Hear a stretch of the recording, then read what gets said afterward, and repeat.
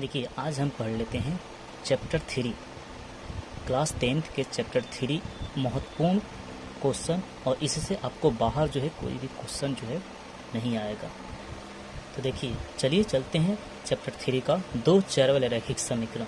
देखिए सबसे पहले है कि दो चर वाले रैखिक समीकरण किसे कहते हैं। तो दो चर वाले रैखिक समीकरण जो है ax plus by plus c equal to 0, जहाँ a b c एक क्या है वास्तविक संख्या रियल नंबर होती है। ठीक, ये आपको सभी लोग को दो चर वाले रैखिक समीकरण को याद करना है, क्योंकि इसी से आपको रैखिक समीकरण बनते हैं। ठीक है, अगला देखिए रेखाएं एक बिंदु पर प्रतिच्छेद करती है, इस स्थिति में समीकरण अद्वितीय हल होगा और संगत भी होगा। देखिए अगर रेखाएं जो है एक बिंदु पर अगर प्रतिच्छेद करेगी तो वो आपको अद्वितीय हल होगा और संगत भी होगा। इससे आपको ऑब्जेक्टिव आएंगे। जैसे कैसे होगा आपको question a1/a2 does not b1/b2 does not c1/c2।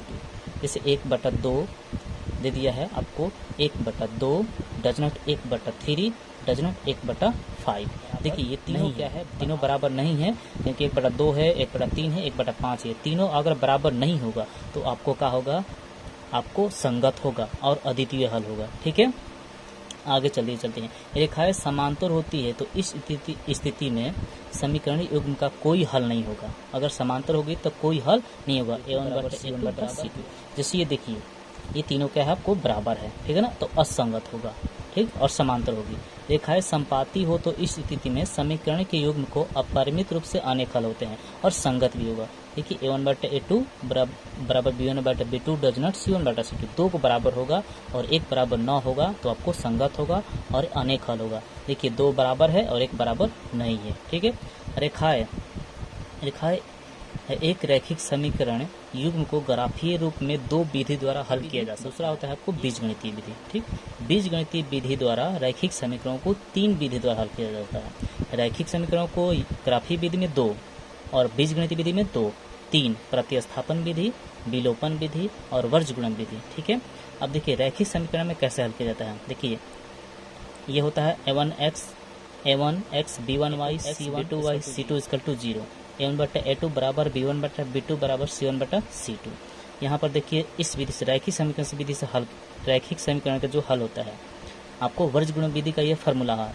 x का निकालने के लिए b1 c2 minus b2 c1 और बटा में a1 b2 minus a2 b1।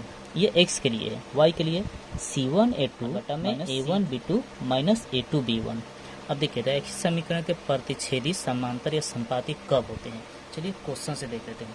तो देखिए आपको ये क्वेश्चन दिया है, ये आपको क्वेश्चन दिया है और यहाँ पर आपको ये हो जाएगा a1 के मान 5 और ये हो जाएगा b1 के मान, ये हो जाएगा c1 के मान। यहाँ पर लिखा गया है, यहाँ पर ये a2 b2 c2। देखिए a2 b2 और c2 यहाँ पर रख देंगे 5/7, 5/7 रख सकते हैं, 4/6 रख सकते हैं और 8/9 रख सकते हैं। यहाँ पर रखा गया है। देखिए ये कोई भी बराबर नहीं होगा, कोई भी बराबर नहीं होगा तो ये क्या होगा, आपको संगत होगा और आपको प्रतिच्छेदी भी होगा।